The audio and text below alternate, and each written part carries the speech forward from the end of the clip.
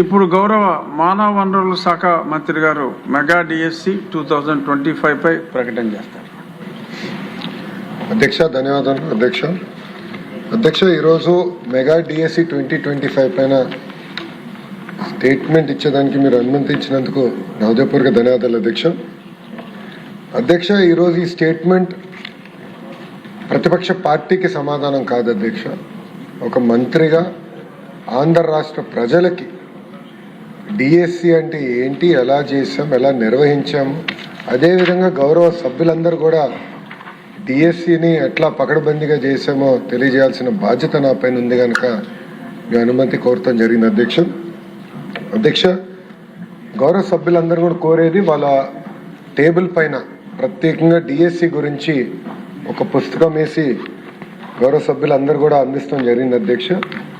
అంటే డిఎస్సిలో ఎలా ప్రాసెస్ పాటించాము, అంతేకాకుండా డిఎస్సి పైన ఎలా రాబోయే రోజుల్లో కూడా ఎలా ముందరికి తీసుకెళ్ళబోతున్నాము, దాంతోపాటు ప్రత్యేకంగా మెగా డిఎస్సి పైన ఉన్న మిత్స్ ఏంటి, ఫ్యాక్ట్స్ కూడా వివరిస్తాం జరిగింది అధ్యక్ష. అంతేకాకుండా స్పోర్ట్స్ కోటా గురించి కూడా డీటెయిల్డ్గా సమాధానం ఇస్తాం జరిగింది అధ్యక్ష. అంతేకాకుండా ఎఫ్ఏక్యూస్ కూడా, ఎందుకంటే గౌరవ సభ్యులు కూడా డిఎస్సి గురించి ఒక డీటెయిల్డ్గా అర్థం చేసుకోవాల్సిన అవసరం ఉంది అధ్యక్ష. అందుకే ఈ పుస్తకం కూడా రూపొందించి మీ అనుమతితో, చైర్ అనుమతితో గౌరవ సభ్యులందరూ కూడా ఇస్తాం జరిగింది అధ్యక్ష.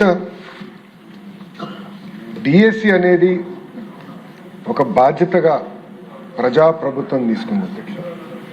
ఎందుకంటే 2024 ఎన్నికల ముందల Telugu Desam party, Janasena party, Bharatiya Janata party 3 పార్టీలు కలిసికట్టుగా ప్రజలకి హామీ ఇస్తాం జరిగింది.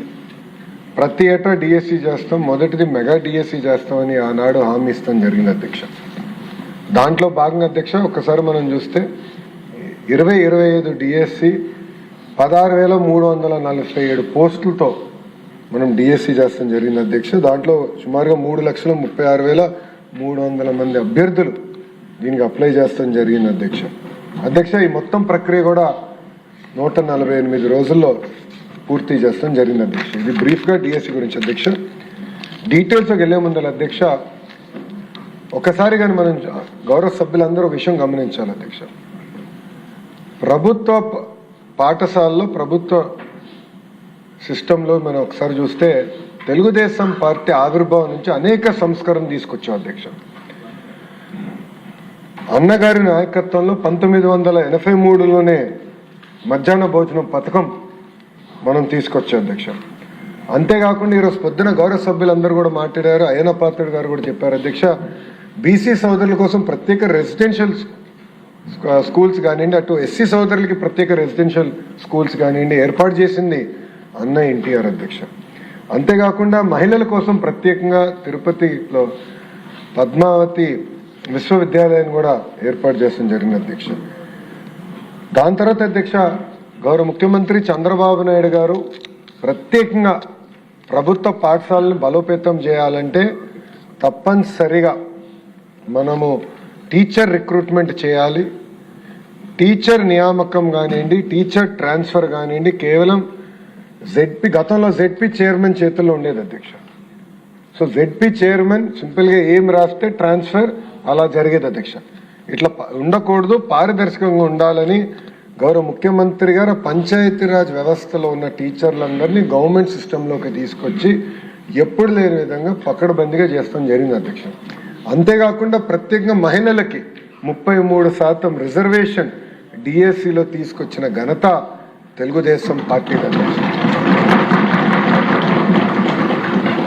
కౌన్సిలింగ్ విధానం తీసుకొచ్చే అధ్యక్ష మీరు చూస్తే టీచర్ ట్రాన్స్ఫర్స్ కూడా ఆనాడు పారదర్శకంగా మనం చేసాం అధ్యక్ష. దాంట్లో పాటు అధ్యక్ష మీరు చూస్తే 94 నుంచి డిఎస్సి విధానం తీసుకొచ్చాం.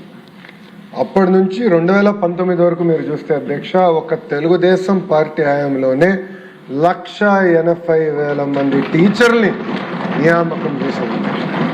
అది ప్రభుత్వ పాఠశాలల పట్ల మాకున్న చిత్తశుద్ధి అధ్యక్ష. కానీ అధ్యక్ష 2019లో ఏం జరిగిందో గౌరవ సభ్యులందరూ కూడా తెలుసుకోవాల్సిన అవసరం ఉంది అధ్యక్ష. అధ్యక్ష 2019 నుంచి 24 వరకు ఒక్క టీచర్ రిక్రూట్మెంట్ జరగలేదు. అంతేకాకుండా అధ్యక్ష 12 లక్షల మంది పిల్లలు ప్రభుత్వ పాఠశాలలకి దూరమయ్యారు అధ్యక్ష. ఆనాడు పెద్ద పెద్ద మాటలు మాట్లాడారు అధ్యక్ష.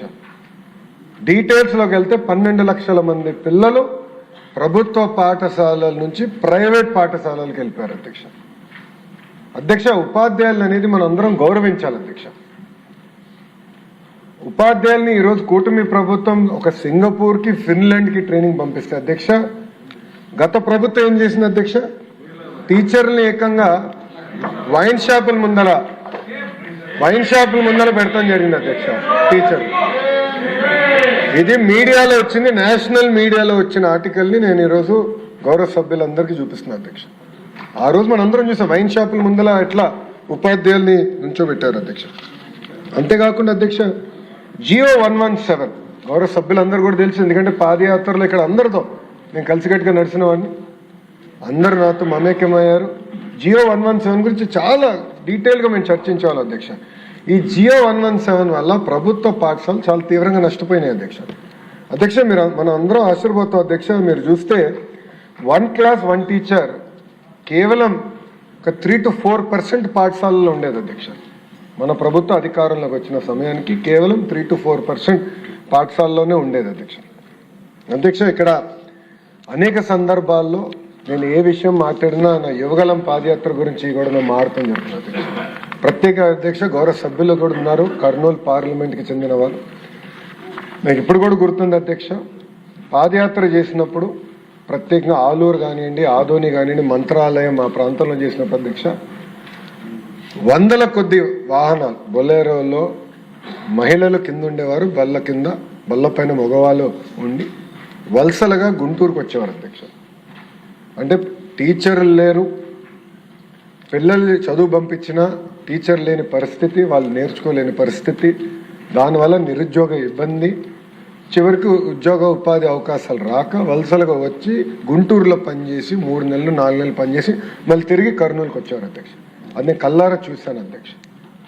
ఆనాడు నేను నిర్ణయించుకున్నాను అధ్యక్ష, మెగా డిఎస్సి ఏర్పాటు చేయాలి, ప్రత్యేకంగా కర్నూలు జిల్లాకి, కర్నూలు పార్లమెంట్కి అవసరమైన టీచర్లు కేటాయించాలని ఆనాడు నిర్ణయించాను అధ్యక్ష. గర్వంగా చెప్తున్నాను, సుమారుగా 10% మంది రిక్రూట్ అయిన టీచర్లు ఒక కర్నూలు జిల్లాకే వచ్చాం అధ్యక్ష. 10% వెళ్ళారు అధ్యక్ష. అయినా ఇంకా సరిపోద్ది అధ్యక్ష. నెక్స్ట్ రౌండ్లో కూడా ఇప్పుడు జరుగుతున్న డిఎస్సి నియామకంలో కూడా చేస్తున్నాం అధ్యక్ష. సో మెగా డిఎస్సి అన్న ఆలోచన కర్నూలు జిల్లాలో ప్రత్యేకంగా నేను పాదయాత్ర చేసినప్పుడు నాకు వచ్చింది అధ్యక్ష. ఇక్కడ చూస్తే అధ్యక్ష రిక్రూట్మెంట్కి వచ్చేగల 16,347 టీచర్ పోస్టులు మనం రిక్రూట్ చేసాం అధ్యక్ష. దీనికి మీరు చూస్తే 3,36,300 క్యాండిడేట్స్ 5,77,675 పోస్టులకి వాళ్ళు అప్లై చేస్తాం జరిగినది అధ్యక్ష. గౌరవ సభ్యులు గమనించాల్సిన విషయం, 154 ఎగ్జామినేషన్ సెంటర్స్ ఏర్పాటు చేశాం. ఆ డీటెయిల్స్ కూడా వస్తాను అధ్యక్ష. దాంట్లో 19 అవుట్ ఆఫ్ స్టేట్ సెంటర్స్లో కూడా ఏర్పాటు చేస్తాం జరిగింది అధ్యక్ష. 42,000 ప్రశ్నలు, క్వశ్చన్ బ్యాంక్ 42,000 క్వశ్చన్స్ తయారు చేశాం అధ్యక్ష 13 సబ్జెక్ట్స్కి. అంతేకాకుండా అధ్యక్ష మీరు చూస్తే ఈ ప్రక్రియ మొత్తం పూర్తి చేసి 148 రోజుల్లో పూర్తి చేసి 15,941 మంది టీచర్లకి ఒక పెద్ద కార్యక్రమం పెట్టి గౌరవ ముఖ్యమంత్రి గారి నాయకత్వంలో వాళ్ళకి ఆర్డర్స్ ఇచ్చిన ఘనత ఒక కూటమి ప్రభుత్వానికి అధ్యక్ష. టెస్ట్ చూస్తే అధ్యక్ష 24 రోజుల్లో 89 టెస్ట్ సెషన్స్ నిర్వహించాం అధ్యక్ష. మాకు అనేక క్వైరీస్ కూడా వచ్చినాయి అధ్యక్ష, ఎందుకంటే మేము ఒక రిడ్రెసల్ మెకానిజం కూడా ఏర్పాటు చేసుకుని ప్రత్యేకంగా టెట్ పైన కానీ డిఎస్సి పైన కానీ అభ్యర్థులకి ఏమైనా ప్రశ్నలు ఉంటే దానికి సమాధానం చెప్పేదానికి ప్రత్యేకంగా ఒక సెల్ ఏర్పాటు చేసి సుమారుగా 33,830